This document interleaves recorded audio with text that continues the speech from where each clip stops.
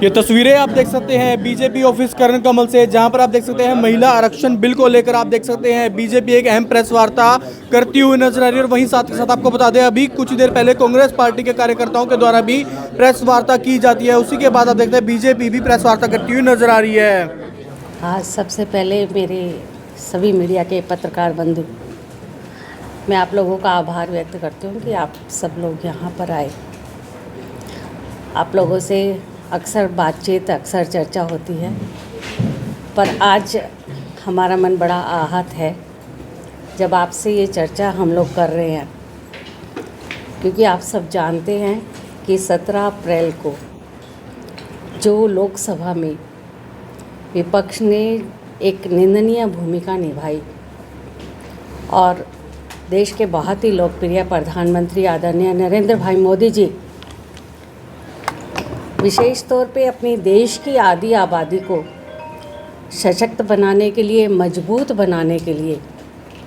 और विधानसभा और लोकसभा में एक अहम जिम्मेदारी देने के लिए उन्होंने एक प्रयास किया। और उसमें विपक्ष ने न केवल नारी शक्ति अधिनियम विधेयक को गिराया, बल्कि देश की आधी आबादी के महिलाओं के सम्मान को ठेस पहुंचाई, जो लगातार देश में अनेक भूमिकाएं निभाते हुए देश के उत्थान के लिए, देश के विकास के लिए लगातार समाज में काम कर रही हैं। ये 17 अप्रैल का दिन हमारे महिला समाज के लिए एक स्वर्ण अक्षरों में लिखा हुआ दिन हो सकता था, पर कांग्रेस के नेताओं ने और विपक्ष ने जिस तरह से इसे काला दिन बनाने का काम किया, इससे देश की आधी आबादी आहत है और लगभग 70 करोड़ महिलाओं के अरमान उन्होंने जो अपने देश के राष्ट्र के प्रति समर्पित होकर काम करने के लिए थे, उनके हौसले डाउन करने का काम किया। आप सब जानते हैं कि देश के बहुत ही लोकप्रिय प्रधानमंत्री आदरणीय नरेंद्र भाई मोदी जी ने बेटियों के सम्मान में, बेटियों को आगे बढ़ाने के लिए बेटी बचाओ बेटी पढ़ाओ अभियान लेकर आए। महिलाओं को स्वावलंबी बनाने के लिए जन धन योजना के तहत उनके खाते खुलवाए, उनको उज्ज्वला योजना के तहत उनको अपने घरों में स्वतंत्र रूप से उनके स्वास्थ्य के चिंता करते हुए उनको गैस पहुंचाई और महिलाओं को और ज़्यादा स्वावलंबी बनाने के लिए उन्हें लखपति दीदी बनाने का काम किया। और जब ये महिलाएं शिक्षित होकर पूरी तरह से आगे बढ़कर समाज में सेवा करने के लिए तैयार हुई, तो हमारी सरकार में हमारे माननीय प्रधानमंत्री जी के द्वारा नारी शक्ति अधिनियम लेकर आए, जिसमें 33% आरक्षण लोकसभा और विधानसभा में देते हुए अपनी बहनों को अपने राष्ट्र के प्रति, अपने देश के प्रति समर्पित होने के लिए एक जिम्मेदारी देने का काम उन्होंने किया। और जब ये विधेयक लोकसभा में गया तो बड़े आहत होते हुए कहना पड़ रहा है कि विपक्ष के नेताओं ने न केवल इस विधेयक को गिराया, बल्कि इस विधेयक को गिराने के बाद विशेष तौर पे उनकी महिला सांसदों ने और सभी सांसदों ने मिलकर उसको जश्न को भी मनाया, जो महिलाओं के लिए एक बड़ा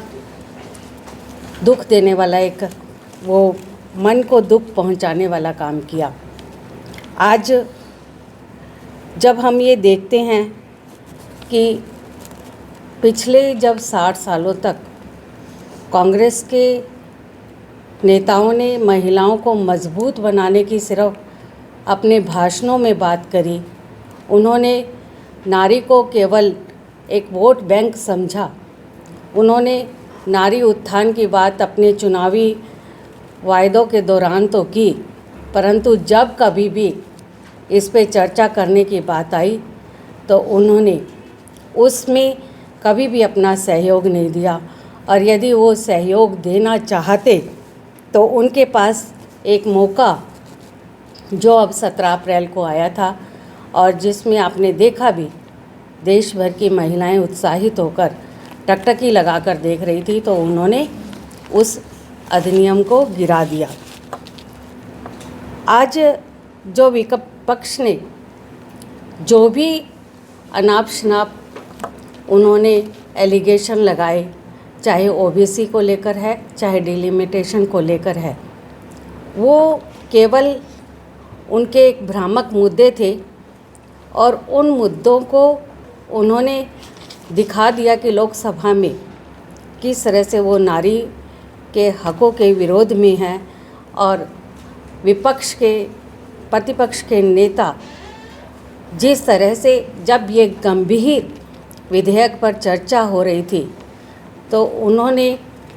छोटी छोटी बातों में उस समय को ज़ाया करने की बात की और उन्होंने उस बिल को ना अहमियत देते हुए अपने बचपने की बातें की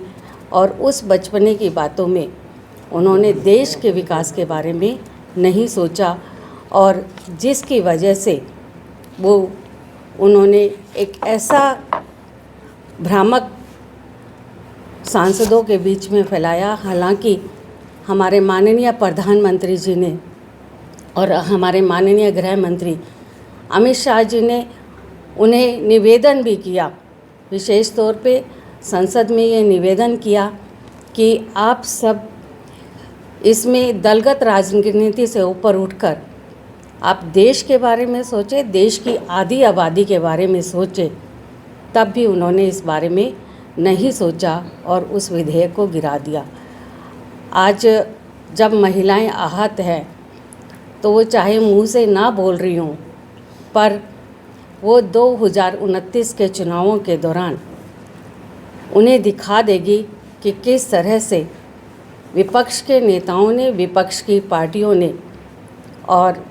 विपक्ष में एक परिवारवादी भूमिका के तौर पे निभाने के लिए उन्होंने नारी का अपमान किया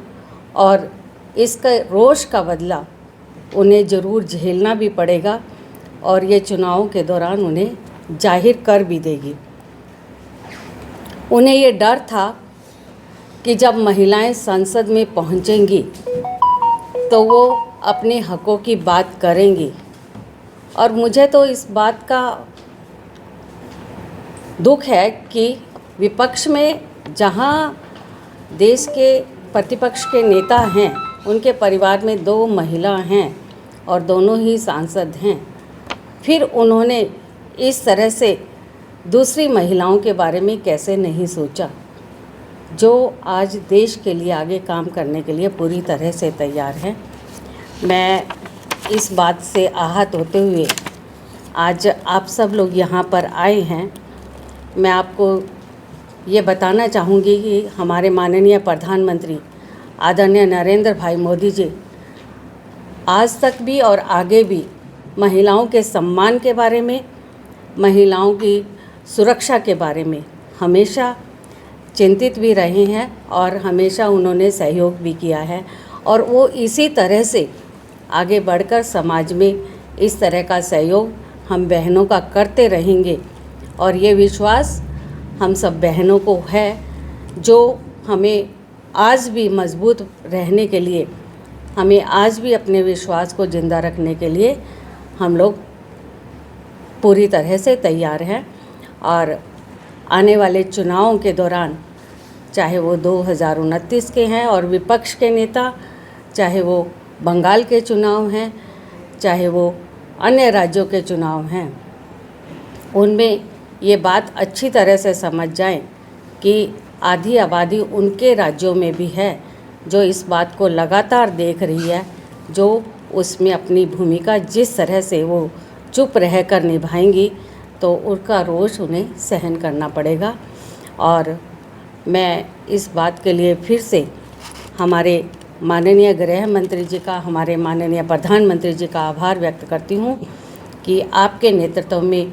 न केवल देश आगे बढ़ रहा है बल्कि समाज भी और विशेष तौर पे महिलाएं भी आगे बढ़ रही है। आप जिस तरह से मार्गदर्शन में बेटियों को आगे बढ़ाने के लिए निरंतर प्रयासरत है। आने वाले समय में आप ज़रूर बेटियों की सुरक्षा के बारे में और नए कदम उठाएंगे, बेटियों के सम्मान में और नए कदम उठाएंगे और देश की आधी आबादी पूरी तरह से आपका सहयोग करेगी। कांग्रेस कह रही है कि आप 543 पर ले आइए बिल, हम आपके साथ हैं। मैंने आपको बताया कि ये झूठे भ्रामक मुद्दे उन्होंने चाहे डिलिमिटेशन के हैं, ये उन्होंने फैलाए हैं। जब उनको हमारे आदरणीय गृह मंत्री जी ने कहा कि जो वो चाहते हैं उसमें वो संशोधन करके 1 घंटे के अंदर दोबारा से लेकर आ रहे हैं। यदि आप दलगत राजनीति से ऊपर उठकर उसमें सहयोग करेंगे तो हम लोग इसमें और संशोधन करके, चाहे वो दक्षिण भारत की सीटें हैं, चाहे वो अन्य राज्यों की सीटें हैं, उनको पूरा करने का काम करेंगे। पर उन्होंने किसी भी तरह से सहयोग नहीं किया। कांग्रेस कह रही है कि 2023 में ये जो है कानून बना बिल लाया गया, तब बीजेपी कहाँ सो रही थी। और दूसरा, बीजेपी खुद क्यों नहीं अपनी पार्टी से शुरुआत कर देती, मिसाल कायम करे कि 33% हम अपनी पार्टी में महिलाओं को स्थान देंगे। ऐसा नहीं है कि बीजेपी ने कभी भी इस बारे में नहीं स्थान दिया। आप देख रही हैं, हरियाणा की हम बात करें तो हमारे माननीय केंद्रीय मंत्री श्री मनोहर लाल जी ने जिस तरह से पंचायती चुनाव रहे तो उसमें 50% महिलाओं का आरक्षण, और चाहे हमारे निकाय के चुनाव रहे उसमें भी हमारी महिलाओं को आरक्षण देने का काम किया। और आगे भी आप देखेंगे कि भारतीय जनता पार्टी की सरकार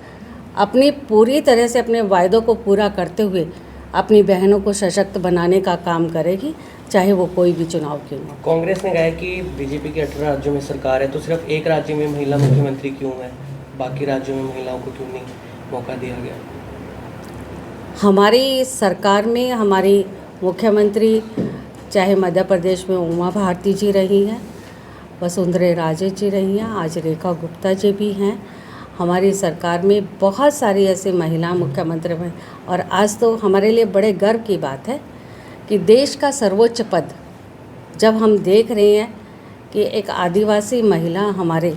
जो देश का नेतृत्व कर रही हैं, देश का पूरी तरह से उनके नेतृत्व में आगे बढ़ रहा है। हमारी पार्टी ने कभी भी महिलाओं के को आहत नहीं किया है। जहाँ भी उन्हें लगा है महिलाओं को आगे बढ़ाने का काम पूरी तरह से। साथ ही में विपक्ष कह रहे हैं कि चुनाव की वजह से इस मुद्दे को भी उठाया गया है, पहले क्यों नहीं याद आया इस मुद्दे को उठाने के बारे में, ये विपक्ष का कहना है। विपक्ष आज हर तरह से उल जुलूल बातें करके लोगों को भ्रामक मुद्दे देते हुए भटकाने का काम कर रही है। उन्होंने कभी भी सकारात्मक सोच के साथ काम नहीं किया है। वो जब भी कभी इसी तरह की बात आती है तो वो इसी तरह के भ्रामक मुद्दे वो लोगों के बीच में लेकर आए। आज हमारी बहन रेणुबाला गुप्ता जी द्वारा आज ये प्रेस कॉन्फ्रेंस यहाँ पर रखी गई थी, क्योंकि आप सभी ने देखा कि 17 तारीख को माननीय प्रधानमंत्री श्री नरेंद्र मोदी जी द्वारा एक बिल ला गया था कि बहन नारी शक्ति को हम वंदन करते हुए उन्हें सम्मान देंगे और उनको 33% अधिकार देंगे सरकार में। तो उसके के लिए बिल लाया गया था। उस बिल को विपक्ष ने गिराकर और उसका जिस प्रकार से उन कांग्रेस की बहनों ने भी उन्होंने भी उसका जब वो बिल गिरा उसके बाद मजाक उड़ाया गया, तो उसका रोष सभी बहनों में है। तो आज सभी ज़िलों में ये प्रेस कॉन्फ्रेंस बहनों द्वारा की जा रही है कि इस प्रकार का निंदनीय घटना जो उन सांसदों ने की है तो उसके लिए विरोध भी हमारी बहनें करेंगी पार्टी। और जो आप ये बता रहे थे कि हमारे संगठन में भी अब की बार सभी जिला कार्यकारिणियों में या प्रदेश, क्योंकि ज़िले के ही अभी तक दायित्व दिए गए हैं, तो सभी में ये रखा गया था कि 33% महिलाओं को उसमें स्थान दिया जाएगा जहाँ जहाँ भी हमारी ज़िले की टीमें नई गठन हुई है। तो भारतीय जनता पार्टी हमेशा महिलाओं के सम्मान में निरंतर कार्य कर रही है और ये बिल भी हमारा यही सोचती कि हम ज़्यादा से ज़्यादा महिलाओं को सम्मान दे सकेंगे, उनको टिकटें भी मिलेंगी, ज़्यादा से ज़्यादा वो सांसद भी बनेंगी, वो विधायक भी बनेंगी। और इसी प्रकार से आदरणीय मनोहर लाल जी ने सभी जो हमारे नगर पालिका है, चाहे हमारी सरपंचों को भी देने का काम 50% का अधिकार महिलाओं को वहाँ भी दिया गया है। तो भारतीय जनता पार्टी निरंतर यही प्रयासरत है कि महिलाओं को सम्मान दिया जाए। लेकिन जो कांग्रेस ने या अन्य विपक्षी पार्टियों ने करके दिखाया, तो उसका जवाब भी अब ये बहनें देंगी कि आपने देखा होगा कि जब बिल लाने की बात आ रही थी तो सभी जगह सभी बहनों ने बड़े, और करनाल के अंदर भी हमारी बहन रेणुबाला गुप्ता जी और हमारे माननीय मुख्यमंत्री जी की धर्मपत्नी सुमन सैनी जी के नेतृत्व में बड़ी लंबी यात्रा एक निकाली गई थी, जिसमें हजारों की संख्या में बहनों में जोश था कि उन्हें एक नया अधिकार मिलने वाला है, लेकिन विपक्ष ने उसके ऊपर पानी फेर दिया और इसका जवाब अब सभी बहनें मिलजुल कर देंगी और इसका खामियाजा अब सभी चुनाव में विपक्षी दलों को भुगतना पड़ेगा।